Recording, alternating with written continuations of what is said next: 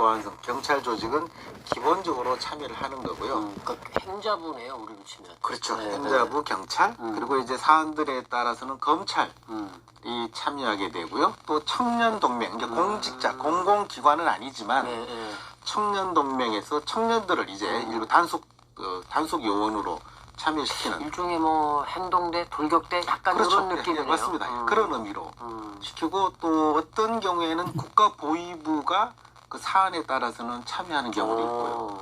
그러니까 기본 구조는 경찰과 행정조직. 국가보위부라고 하면 우리로 치면 이제 그렇죠. 국가정보원 국가정보원 해당하는 국경 지역에 이제 국가보위부가 관할하는 그런 업무 성격의 단속을 하는 경우에는 국가보위부도 참여하는데요. 국가보위부가 직접 참여하는 경우는 그렇게 많지 않고요. 인민보안 경찰, 그다음 행정조직, 청년동맹, 그다음에 검찰.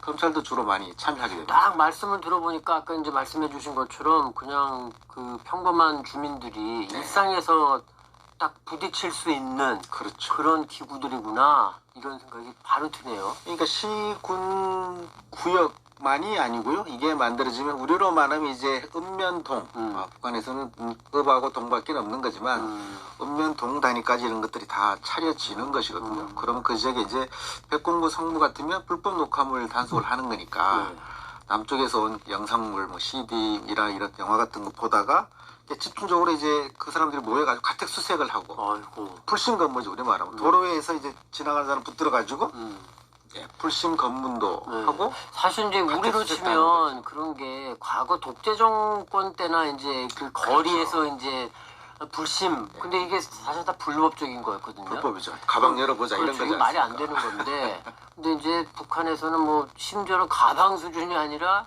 집에 가서 영장도 없이 영장 없죠.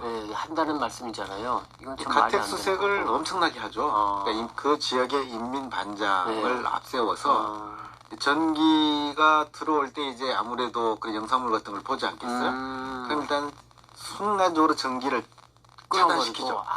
차단시키면 일단 뭐 영상물 보던 게 그대로 지금 들어있는 경우도 있고 USB 같으면 뭐 뽑아낼 수도 있지만 그렇죠. 뭐 디스크 타입이면은 뭐 거기 플레이에 그대로 들어가 있을 테니까 들어가 있고 컴퓨터도 작동하던 상태로 딱 멈추면은 뭐를 했는지 바로 전기가 오면 알 수 있죠. 그러니까 그런 식의 그 가택에 대한 것이 굉장히 많고요.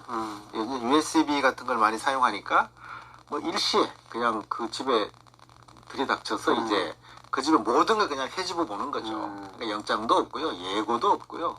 어느 때든 누구 집이든 올 수 있는 거기 때문에 공포의 대상과 같은 의미가 있죠. 이게 뭐 웃을 일이 아니다 싶은 게 만에 하나 뭐 인간 세상이니까 만에 하나 그 동네에 뭐 그 이민반장이랑 약간 척 졌다던가 뭐 이런 집이 있으면 뭐 이민반장이 요 때가 기회다 해가지고 조금 그럴 수도 있겠네라는 약간 이런 경우도 생각도 상당히 많습니다. 실제로요. 인민반장이 이제 어느 집에 어떤 사정인지 다 알고 있잖아요. 그렇죠. 우리 사실 한 마을에 살다 보면 제 집에 사정이 어떤지 숟가락 몇 개인지도 대부분 알죠. 북쪽에서. 그러면 이제 저 집은 아마 그 남쪽 영상을 많이 보는 것 같아.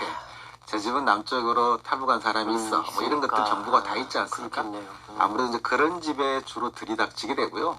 사실은 더 많이 가택 수색을 당하거나 검열을 당하는 건 그런 사람들도 있지만 뇌물을 잘 받을 수 있는 집. 제가 지금 그 얘기를 하나 여쭤보려고 했는데 사실 질문제는 없었습니다만 아까 이제 109, 109나 좀 말씀하신 걸 보니까 저거에 참여를 하면 좀 짭짤하게 챙길 수 있겠는데 이런 생각이 살짝 들었거든요. 그런 경우가 있겠죠. 대표적인 사례죠. 그러니까 이게 이제 뭐 북한 주민들에게는 국가 보위부가 제일 무섭고 감옥에 가는 게 제일 무섭고 실제로 그런 측면이 있지만 하지만 일상적으로 가장 많이 자신들한테 괴롭히고 단속하고 검열하고 뇌물 돈을 많이 사실은 착취당하는 건 이 상무조거든요. 이게 불시에 들이닥쳐가지고 뭐 북쪽에 웬만한 집안에 남쪽 영상물 뭐 상당히 갖고 있거든요. 또 대부분에 보는 것으로 알려져 있고 그러니까 안 걸리는 집이 별로 없는 거죠. 뭐 불법 영상물만 또 단속하는 건 아니잖아요. 집을 뭐 이거저거 다 털었을 때 걸릴 만한 건 뭐라도 나올 수 있는 거죠.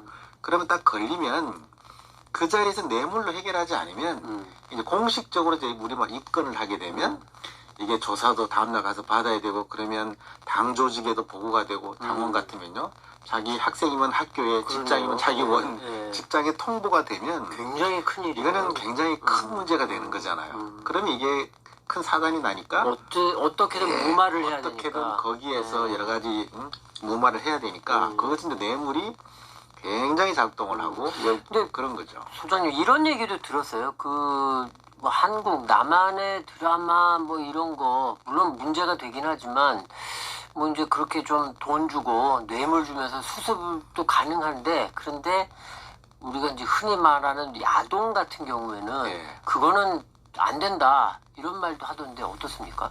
우리 뭐 야동이라고 표현하지 않습니까? 사실 초기에 북쪽에 들어간 외부 문화, 특히 남쪽 문화는 야동이 가장 많았다. 그렇게 알려져 있거든요. 아, 그래요? 그게 초기에 많이 들어가고 그 뒤엔 일반적인 영화나 뭐 드라마 그런 것들이 많이 들어갔다. 그렇게 알려져 있는 건데요.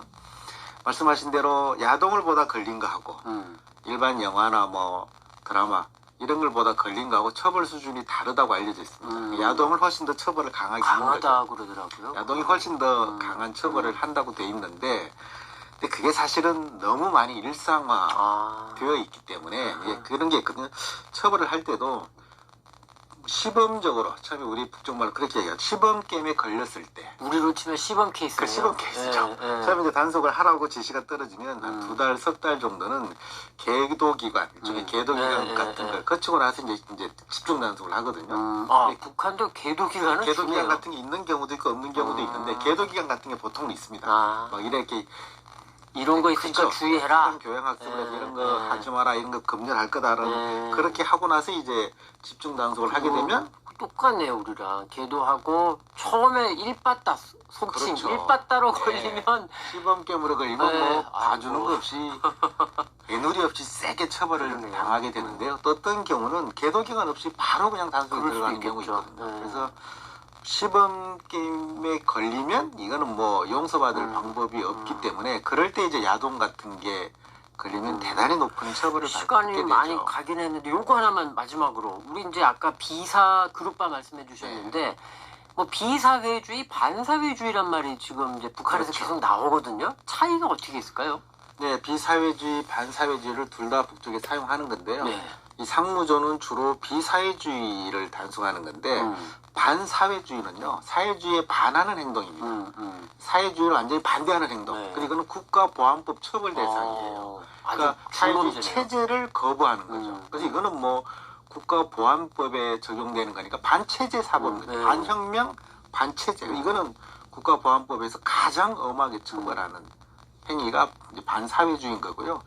비사회주의는 사회주의를 지켜야 되는데 사회주의를 지키지 않는 일탈 행위 같은 거예요. 좀 상대적으로 좀 그렇죠. 가벼운 직장에 거. 잘 가야 되는데 직장에 잘 안 가고 영화 보지 말라는데 보고 우리 가야 하는데 옛날로 안 가고. 치면은 왜 그 70년대인가요? 그 장발 단속하고 네, 그 뭐 미니스커트 측면이죠. 단속했다 뭐 그러지 않습니까? 예, 그런 느낌이 살짝 있네요. 그런 측면이 비사회주의인데 조금 더 확대하면 마약 같은 걸 한다든지 직장에 안 간다든지 그런 범법 행위까지도 상당히 포함하는 거죠. 조금 더 포괄적으로. 그렇죠. 반사회주의는 완전한 반체제 행위를 말하는 겁니다.